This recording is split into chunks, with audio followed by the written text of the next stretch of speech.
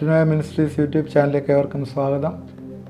നമ്മൾ കർത്താവിൻ്റെ ഭീമ കോടതിയിലെ റിവാർഡ്സിനെ കുറിച്ച് ചിന്തിക്കുന്ന സമയമാണല്ലോ ഇത്. നമ്മൾ 2-3 എപ്പിസോഡ് ഇതിനെക്കുറിച്ച് ചെയ്തിരുന്നു. നിങ്ങളത് വാച്ച് ചെയ്യണം. കഴിഞ്ഞ എപ്പിസോഡിൽ നമ്മൾ ശ്രദ്ധിച്ചത് 2 കൊരിന്ത്യർ 5:10 നിന്നുള്ള വാക്യങ്ങളാണ്. നല്ലതും തീയതും ആയിട്ടുള്ള, ദാറ്റ് മീൻസ് നല്ലതെന്ന് പറഞ്ഞാൽ പ്രോഫിറ്റബിൾ ആയിട്ടുള്ള കാര്യങ്ങൾ, അത് ദൈവം നമ്മളെ ഇവാലുവേറ്റ് ചെയ്യും എന്നുള്ളതാണ് നമ്മൾ ചിന്തിച്ചത്. അൺപ്രോഫിറ്റബിൾ ആയിട്ടുള്ള ചെയ്യുകൊണ്ട് പ്രത്യേകിച്ച് പ്രയോജനമൊന്നുമില്ല എന്നുള്ളത് നമ്മൾ ചിന്തിച്ചു. എന്നാൽ ഇത് എങ്ങനെയാണ് ടെസ്റ്റ് ചെയ്യുന്നത് എന്നുള്ളതിനെക്കുറിച്ചാണ് ഇന്ന് ചില കാര്യങ്ങൾ ചിന്തിക്കുന്നത്. കാരണം നമുക്കറിയാം, ഒരു ശുശ്രൂഷ ഒരിടത്ത് ചെയ്താൽ പോലും ഈ ശുശ്രൂഷ ഒരാൾ മാത്രമല്ല ചെയ്യുന്നത്. വിതയ്ക്കുന്ന ഒരാൾ, വളമിടുന്ന വേറൊരാൾ, കൊയ്യുന്ന വേറൊരാൾ എന്ന് പറഞ്ഞതുപോലെ 1 കൊരിന്ത്യർ 3-ാം അധ്യായത്തിലെ ഇതിൻ്റെ വലിയ ടെസ്റ്റുകളെക്കുറിച്ച് പറയുന്ന ഭാഗങ്ങളുണ്ട്. 1 കൊരിന്ത്യർ 3:10 എനിക്ക് ലഭിച്ച ദൈവകൃപയ്ക്കൊത്തോണം ഞാൻ ജ്ഞാനമുള്ളൊരു പ്രധാന ശില്പിയായി അടിസ്ഥാനമിട്ടിരിക്കുന്നു. ഒരുത്തൻ മീതെ പണിയുന്നു, ഞാൻ എങ്ങനെ പണിയുന്നു എന്ന് ഓരോരുത്തരും നോക്കിക്കൊള്ളട്ടെ. എല്ലാവർക്കും അവരുടേതായിട്ടുള്ള റോളുണ്ട് ദൈവരാജ്യത്തിൽ. നമുക്കെല്ലാവർക്കും ഒരേ റോളല്ല ഉള്ളത്, ഡിഫറെൻറ്റ് റോളാണുള്ളത്. അത് ഈ റോളുകൾ നമ്മൾ എങ്ങനെ ചെയ്യുന്നു എന്നുള്ളത് ഡിപ്പെൻഡ് ചെയ്തിരിക്കും. ചിലർക്ക് പ്രാർത്ഥിക്കാനുള്ള വരമായിരിക്കും, ചിലർക്ക് കൊടുക്കാനുള്ള വരമായിരിക്കും ഉള്ളത്, ചിലർക്ക് ആളുകളെ ശുശ്രൂഷിക്കാനുള്ള വരമായിരിക്കും ഉള്ളത്, ചിലർക്ക് കൗൺസിൽ ചെയ്യാനുള്ള വരമായിരിക്കും ഉള്ളത്. ഇതെല്ലാം തന്നെ ഏത് രീതിയിൽ നമ്മൾ ചെയ്യുന്നു എന്നുള്ളതിനെ, ആ വിശ്വസ്തതയ്ക്കാണ് അതിനകത്ത് ഏറ്റവും പ്രാധാന്യമായിട്ടുള്ളത്. അതുകൊണ്ട് ഇവിടെ പ്രതിഫലം നമ്മളുടെ ഓരോ പ്രവൃത്തിയും വെളിപ്പെട്ട് വരാനായിട്ട് ഒരു പരിശോധന ആവശ്യമാവുന്നു എന്ന് നമ്മൾ കാണുന്നു. ഇവിടെ നോർമലി പരിശോധന കാണുന്നത് തീയിൽ കൂടിയുള്ള ഒരു ശോധനയാണ്. Test is by fire. 3:13 വാക്യത്തിൽ ആ ദിവസം അതിനെ വെളിവാക്കും, അത് തീയോട് വെളിപ്പെട്ട് വരും, ഓരോരുത്തരുടെ പ്രവൃത്തി ഇന്നതെന്ന് തീ തന്നെ ശോധന ചെയ്യും. നാം ചെയ്യുന്ന എല്ലാ പ്രവൃത്തികൾക്കും പ്രതിഫലം കിട്ടാൻ പോകുന്നില്ല. നിങ്ങളത് പ്രത്യേകം മനസ്സിലാക്കുക. ഞാൻ വീണ്ടും ഒന്നുകൂടെ പറയാം. നാം ചെയ്യുന്ന എല്ലാ പ്രവൃത്തികൾക്കും പ്രതിഫലം കിട്ടാനായിട്ട് പോകുന്നില്ല. തീയിൽ കൂടി വെളിപ്പെടുമ്പോൾ മാത്രമാണ് അതിന് പ്രതിഫലം കിട്ടുന്നത് എന്ന് നമ്മൾ മനസ്സിലാക്കുക. തെസ്സലോനിക്ക സഭയുമായിട്ട് ബന്ധപ്പെട്ടിട്ട് തെസ്സലോനിക്ക സഭകളിലുള്ള പ്രവർത്തനത്തെക്കുറിച്ച് പൗലോസ് പറയുന്നത് ഇങ്ങനെയാണ്: സ്നേഹപ്രയത്നം, സഹിഷ്ണുത, സ്നേഹം, വിശ്വാസത്തിൻ്റെ വേല, പ്രത്യാശ, ഇങ്ങനെയൊക്കെ പറയുന്ന ചില മാതൃകകളെ 1 തെസ്സലോനിക്ക 2-ാം അധ്യായത്തിൽ അവർ പറയുന്നത് ഞങ്ങൾക്ക് അനുകാരികളായി തീർന്നു എന്ന് പറഞ്ഞ് 1 തെസ്സലോനിക്ക 2:14 പൗലോസ് പറയുന്നുണ്ട്. തെസ്സലോനിക്ക സഭയെ അനുമോദിക്കുന്ന കാര്യം പറയുന്നുണ്ട്.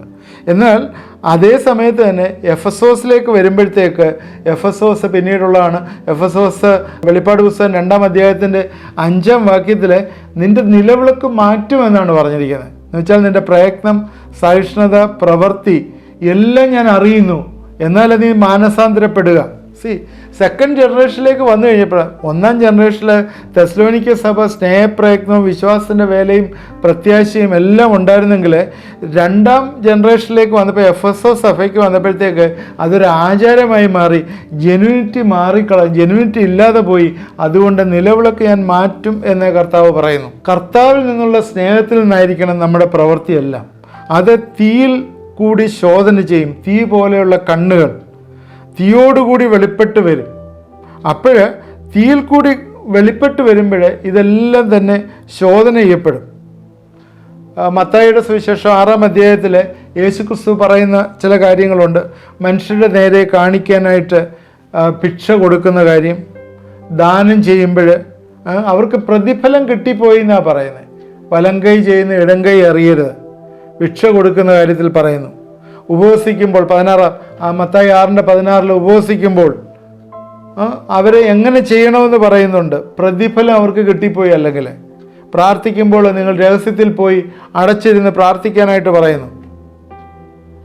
അപ്പോൾ നമ്മുടെ ഹൃദയത്തിലെ ആലോചനകളെ ദൈവം വെളിപ്പെടുത്തും. അതനുസരിച്ച് അവർക്ക് പുകഴ്ച ലഭിക്കും. അതാണ് പറയുന്നത്. നമ്മളതുകൊണ്ട് നമ്മുടെ പ്രവർത്തന മേഖലകൾ ഏത് രീതിയിലാണ് എന്ന് ഒന്ന് വിശകലനം ചെയ്യുന്നത് നല്ലതാണ്. സൈന്യങ്ങളുടെ യഹോവയായ ദൈവം സകലതും അറിയുന്ന ദൈവം. ആമോസ് 4:13 പർവ്വതങ്ങളെ നിർമ്മിക്കുകയും കാറ്റിനെ സൃഷ്ടിക്കുകയും മനുഷ്യനോട് അവൻ്റെ നിരൂപണം ഇന്നതെന്ന് അറിയിക്കുകയും പ്രഭാതത്തെ അന്ധകാരമാക്കുകയും ഭൂമിയുടെ ഉന്നതികളിൽ നടക്കുകയും ചെയ്യുന്ന ഒരുത്തനുണ്ട്, സൈന്യങ്ങളുടെ ദൈവമായ യഹോവയാകുന്നു അവൻ്റെ നാമം. സൈന്യങ്ങളുടെ യഹോവ മനുഷ്യനോട് അവൻ്റെ നിരൂപണം ഇന്നതെന്ന് അറിയിക്കും. വെളിപ്പാട് പുസ്തകം 2:23 ഞാൻ ഉൾപ്പൂവുകളെയും ഹൃദയങ്ങളെയും ആരായുന്നവനെന്ന് സകല സഭയും അറിയും. ഞാൻ ഉൾപ്പൂവുകളെയും ഹൃദയങ്ങളെയും ആരായുന്നവൻ. അതുകൊണ്ട് വളരെ ശ്രദ്ധയോട് നമ്മൾ ജീവിക്കേണ്ടിയിരിക്കുന്നു. ദൈവം സകല നിരൂപണങ്ങളും പോലും അറിയുന്നതാണ്. സദൃശവാക്യം 4:23 സകല ജാഗ്രതയോട് നിന്റെ ഹൃദയത്തെ കാത്തുകൊള്ളുക, ജീവൻ്റെ ഉത്ഭവം അതിൽ നിന്നല്ലോ ആകുന്നു. അതുകൊണ്ട് സകല ജാഗ്രതയോടും നമ്മൾ ഹൃദയത്തെ കാത്തുകൊള്ളുക എന്നുള്ള ഒരു ചിന്ത ഇവിടെ നമുക്ക് വരികയാണ്. അതുകൊണ്ട് ദൈവം സകലതും അറിയുന്നതിനാൽ അവൻ നമ്മുടെ ഉള്ളിനെയും നമ്മുടെ നിരൂപണങ്ങളെയും എല്ലാം വിധിക്കും. അതുകൊണ്ട് നമ്മുടെ മോട്ടീവ് എന്താണെന്ന് പോലും നമ്മൾ ചിന്തിക്കണം നമ്മളൊരു കാര്യം ചെയ്യുന്നതിന് മുമ്പ്. അതുകൊണ്ടാണ് നേരത്തെ പറഞ്ഞ എല്ലാ പ്രവർത്തനങ്ങൾക്കും നമുക്ക് പ്രതിഫലം കിട്ടുന്നതല്ല എന്ന് പറഞ്ഞത്.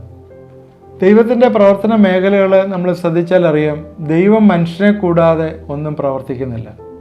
എല്ലാ വർക്കും ഒരാളെ കൊണ്ട് കംപ്ലീറ്റ് ചെയ്യാനായിട്ട് പറ്റുകയില്ല. അടിസ്ഥാനം ഇടുന്ന ഒരാളായിരിക്കും, അതിന് മേളിൽ പണിയുന്ന വേറൊരാളായിരിക്കും, അത് കംപ്ലീറ്റ് ചെയ്യുന്ന വേറൊരാളായിരിക്കും.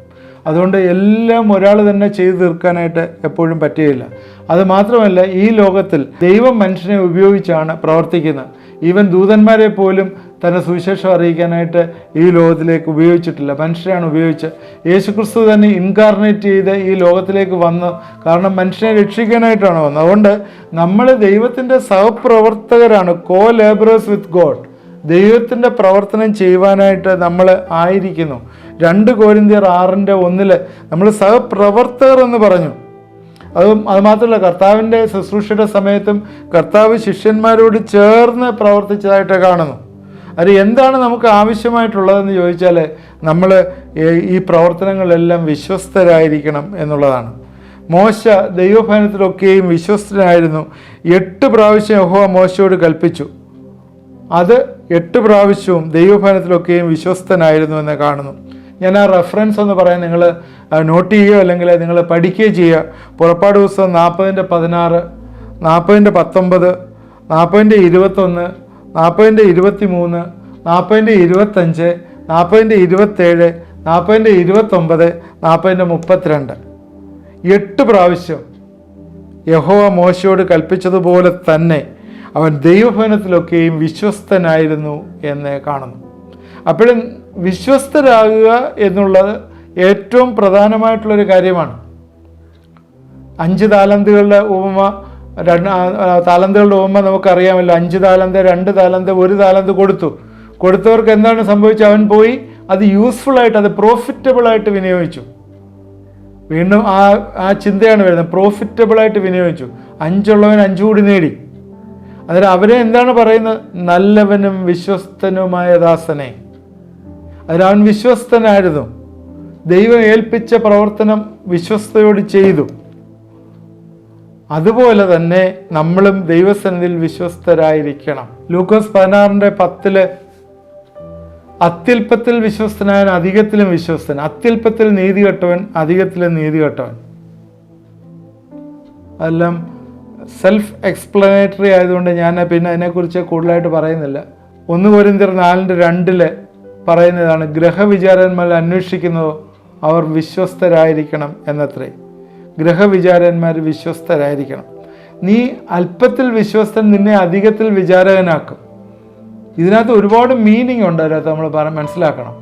അത് ഈ ലോകത്തിൽ മാത്രമല്ല, അത് മനസ്സിലാക്കണം. അതാണ് 1000 ആണ്ട് വാഴ്ചയിൽ നമ്മൾക്ക് വിചാരത്വവും നമുക്ക് പവറും ഒക്കെ തരുന്ന റിവാർഡ്സ്. ഈ റിവാർഡ്സ് ഒക്കെ തരുന്നത് എന്താണ്? ഈ റിവാർഡ്സ് തരുന്നു എന്ന് പറഞ്ഞ് ഇതൊരു ട്രോഫി പോലെ നമ്മുടെ കയ്യിലോട്ട് തരുന്നതല്ല, ഒരു മെറ്റൽ പീസും ഒന്നുമല്ല തരുന്നത്. ഇത് നമുക്ക് വരുന്ന ഒരുപാട് റൈറ്റ്സ്, അവകാശങ്ങളാണ്. അത് 1000 ആണ്ട് വാഴ്ചയിൽ നിത്യതയിലുള്ള അവകാശങ്ങളാണ് വരുന്നത്. 5 കിരീടം വെക്കുമെന്ന് പറയുമ്പോൾ ഈ 5 കിരീടം ഒരു മെറ്റലായിട്ടുള്ള സ്വർണത്തിൻ്റെ മെറ്റൽ വെച്ചുള്ള കിരീടങ്ങളല്ല. അനേക രാജമുടി എന്ന് പറഞ്ഞാൽ അനേകം പവറാണ്. അതുപോലെ ദൈവം നമുക്ക് ഒരുപാട് പവേഴ്സാണ് തരുന്നത്. അതാണ് നമ്മളെ വിലയിരുത്തുന്നത്. 1 കൊരിന്ത്യർ 3 അധ്യായത്തിലേക്ക് വീണ്ടും നമുക്ക് തിരിച്ചു വരാം. അത് നേരത്തെ നമ്മൾ പറഞ്ഞു, നമ്മുടെ പ്രവൃത്തിയെല്ലാം തീയിൽ കൂടി ശോധന ചെയ്യും എന്ന് പറഞ്ഞു. അപ്പോഴേ ഈ 12-ാം വാക്യത്തിൽ 1 Corinthians 3:12 ഇങ്ങനെയാണ് പറയുന്നത്, ആ അടിസ്ഥാനത്തിന് ആരെങ്കിലും പൊന്ന്, വെള്ളി, വിലയേറിയ കല്ല്, മരം, പുല്ല്, വൈക്കോൽ എന്നിവ പണിയുന്നുവെങ്കിൽ അവനവൻ്റെ പ്രവൃത്തി വെളിപ്പെടും. അതുകൊണ്ട് തീ കൊണ്ട് ശോധന ചെയ്യുകയാണ് ഇതേ സാധനങ്ങൾ. അന്നേരം ഈ മരവും പുല്ലും വൈക്കോലും ഒക്കെ എന്താ സംഭവിക്കുന്നത്? തീ കൂടി പോകുമ്പോൾ അതെല്ലാം ചാരമായി പോകും. പൊന്ന്, വെള്ളി, വിലയേറിയ കല്ലൊക്കെ നിലനിൽക്കും. അന്നേരം വിശ്വാസത്തിൽ സമ്പന്നരാകുവാനായിട്ട് നീ വില കൊടുത്തേ മതിയാവുള്ളൂ. നിന്ന് ചുമന്ന് ക്രൂശ് എടുക്കുവാൻ സന്നദ്ധനാകും. തീയിൽ ഊതിക്കഴിച്ച പൊന്ന് എന്നിൽ നിന്ന് വാങ്ങാനായിട്ട് ലവോദിക്യ സഭയോട് പറയുന്നു. യേശുക്രിസ്തുവിനെയാണ് അവിടെ ചിത്രീകരിച്ചിരിക്കുന്നത്. യേശുക്രിസ്തു, പൊന്നായിട്ടുള്ള യേശുക്രിസ്തു, തങ്കമായിട്ടുള്ള എന്നെ വാങ്ങുക എന്നാണ് പറയുന്നത്. അതുകൊണ്ട് ആ അടിസ്ഥാനത്തിന്മേൽ ആരെങ്കിലും പണിഞ്ഞിട്ടുണ്ടെങ്കിൽ അതൊക്കെ നിലനിൽക്കും, അല്ലാത്തതൊക്കെ വെന്തു പോകുന്നു എന്നേ കാണുന്നു. സമാഗമന കൂടാരം പണിഞ്ഞ സമയത്ത് അവിടെ നമുക്കറിയാം കദരിമരം മരുഭൂമിയിൽ നിന്ന് കിട്ടുന്നതാണ്. അത് വളഞ്ഞു പുളഞ്ഞു കിടക്കുന്ന കദരിമരം പലകൾ തങ്കം കൊണ്ട് പൊതിയുവാൻ, അത് പൊതിഞ്ഞ് കാണുന്നതായിട്ട് കാണുന്നു, തങ്കം കൊണ്ട് പൊതിയുവാൻ. അതുപോലെ തന്നെ 5 ടൺ വെള്ളിയാണ് പലക പൊതിയുന്നത്. അത് കാണിക്കുന്നത് എന്താണ്? വീണ്ടെടുപ്പിനെ കാണിക്കുന്ന ഒന്നാണ്. വിലയേറിയ കല്ല്, ഹീറ്റും പ്രഷറും കൂടി ചെല്ലുമ്പോഴാണ് ഈ വജ്രങ്ങൾ ഉണ്ടാകുന്നത്. അത് ദൈവത്തിൻ്റെ വചനത്തെ കാണിക്കുകയാണ്. അപ്പോഴേ പിതാവും പുത്രനും ദൈവത്തിൻ്റെ വചനവും ചേർന്നുള്ള ഒരു ശുശ്രൂഷ, അതാണ് ദൈവം ആഗ്രഹിക്കുന്നത്. ആ ഒരു ശുശ്രൂഷയാണ് നിലനിൽക്കുന്ന ശുശ്രൂഷ. പൊന്ന്, വെള്ളി, വിലയേറിയ കല്ല് അത് നിലനിൽക്കും, അല്ലാത്തതെല്ലാം അഴിഞ്ഞു പോകും. സമാഗമന കൂടാരം പണിഞ്ഞപ്പോൾ ഒരു പലകയും കാണാനായിട്ട് ദൈവം അനുവദിച്ചില്ല. എല്ലാം തങ്കം കൊണ്ട് പൊതിഞ്ഞിരുന്നു. മരം, വൈക്കോല് എല്ലാം കത്തിപ്പോകുന്ന അനുഭവമാണ്. ബാക്കിയുള്ളതെല്ലാം നിലനിൽക്കും. ബൈബിള് മുഴുവനായിട്ട് നമ്മളെടുത്ത് ചിന്തിക്കുമ്പോഴേ 3 തരം വിശുദ്ധന്മാരുടെ പ്രതിനിധിയെപ്പോലെ ചില ആളുകളെ നമുക്ക് കാണാനായിട്ട് പറ്റും. നീതിമാനായ ലോത്ത് ഈ ലോകത്തിൻ്റെ നേട്ടങ്ങൾക്ക് വേണ്ടി ജീവിതം ഒഴിഞ്ഞു വെച്ച്, എന്നാൽ താൻ രക്ഷപ്പെട്ടു, തീയിൽ കൂടി എന്ന പോലെ താൻ രക്ഷപ്പെട്ടു. ലോകത്തിൻ്റെ മോഹങ്ങളിലെ അടിമപ്പെട്ടു പോവുകയും അതനുസരിച്ച് ജീവിക്കുകയും ചെയ്യുന്ന വിശ്വാസികൾ എന്നതുപോലെ തീയിൽ കൂടി രക്ഷപ്പെടുന്ന ഒരനുഭവമാണ് പലപ്പോഴും ഉള്ളത്. താനോ രക്ഷപ്പെട്ടു.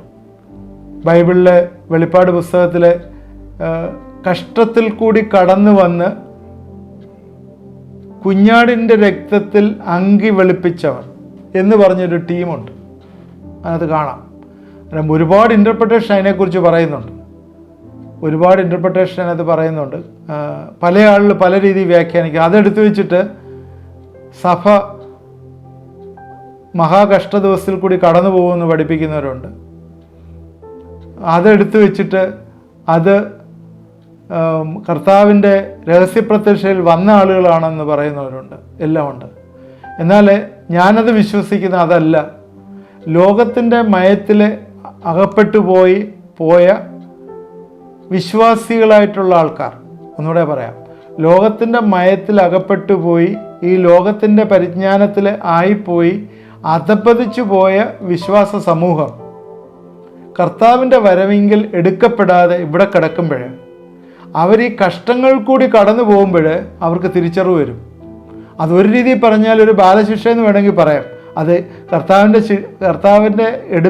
കർത്താവിൻ്റെ രഹസ്യവരിൽ എടുക്കപ്പെട്ടില്ല, അതും ഒരു ബാലശിക്ഷയായിട്ട് പരിഗണിക്കുക. എന്നാൽ അവരും വരും, പിന്നീട് വരും, ഈ കഷ്ടത്തിൽ കൂടി കടന്നു പോകും.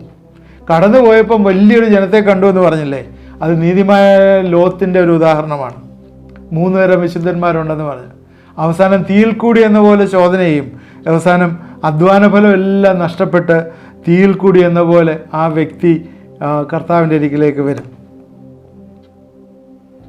രണ്ടാമത് വേറൊരു ഗ്രൂപ്പ്, ക്രൂശിക്കപ്പെട്ട കള്ളന്മാരിൽ ഒരുവൻ ഹൃദയം കൊണ്ട് വിശ്വസിച്ചു, വായുകൊണ്ട് ഏറ്റു പറഞ്ഞു, പ്രവൃത്തിയില്ലായിരുന്നു. പ്രവർത്തിക്കാൻ അതിന് സമയം കിട്ടിയില്ല. അവന് ക്രൂശിൽ കിടന്നുകൊണ്ടാണ് കർത്താവിനെ അറിഞ്ഞത്. ക്രൂശിൽ കിടക്കുന്ന സമയത്ത് ഹൃദയം കൊണ്ട് വിശ്വസിച്ചു, വായുകൊണ്ട് ഏറ്റു പറഞ്ഞു, പ്രവൃത്തിയില്ല. അവൻ്റെ അനുഗമിക്കാനായിട്ട് പ്രവൃത്തി ഇല്ലാതെ പോയി. പ്രതിഫലം വേണമെങ്കിൽ പ്രവൃത്തി വേണം, പ്രവൃത്തി ഇല്ലാതെ പോയി. അത് വേറൊരു ഗ്രൂപ്പായിട്ട് വരും.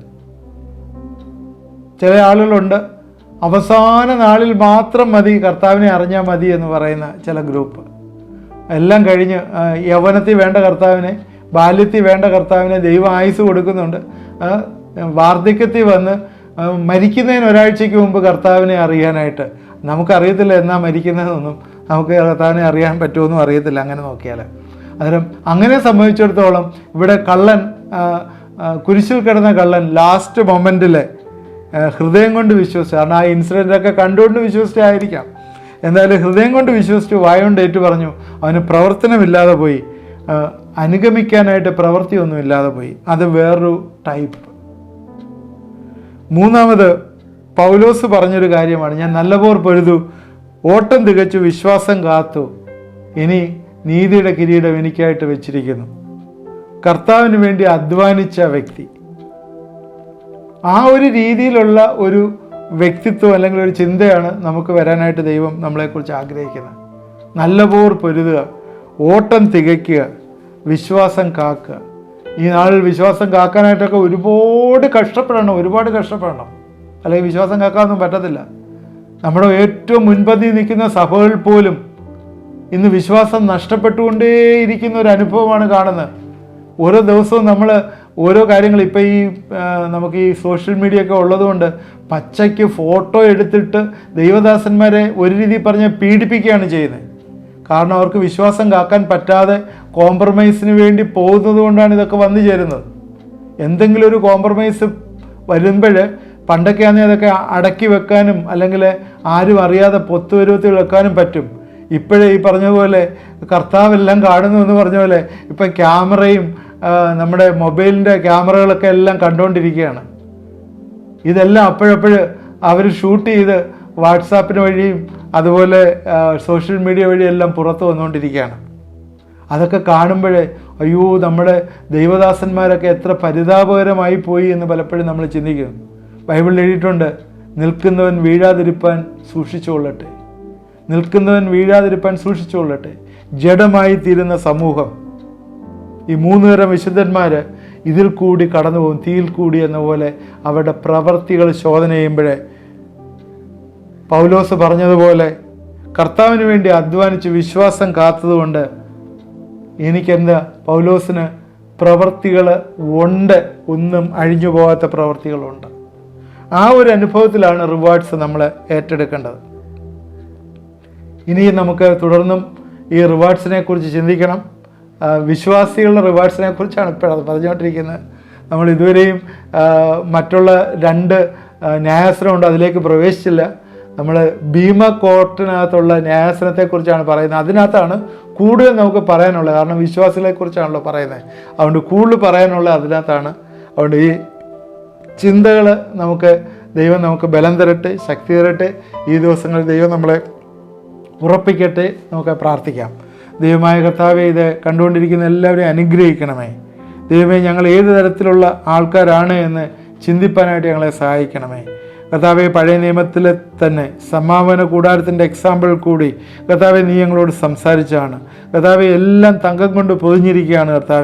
കർത്താവെ തീയിൽ കൂടിയെല്ലാം ശോധന ചെയ്യുമ്പോഴേ ഞങ്ങളുടെ റിവാർഡ്സ് എന്താണെന്ന് ഞങ്ങൾക്ക് മനസ്സിലാവുമല്ലോ കർത്താവെ. അതുകൊണ്ട് കർത്താവെ, യൂസ്ഫുള്ളായിട്ടുള്ള റിവാർഡ്സിന് വേണ്ടി ഞങ്ങളുടെ ടൈം, ഞങ്ങളുടെ എനർജി, ഞങ്ങളുടെ ഗോള്, ഞങ്ങളുടെ മോട്ടീവ്സ് എല്ലാം അതിനു വേണ്ടി ആയിരിക്കാനായിട്ട് കർത്താവെ സഹായിക്കണമേ.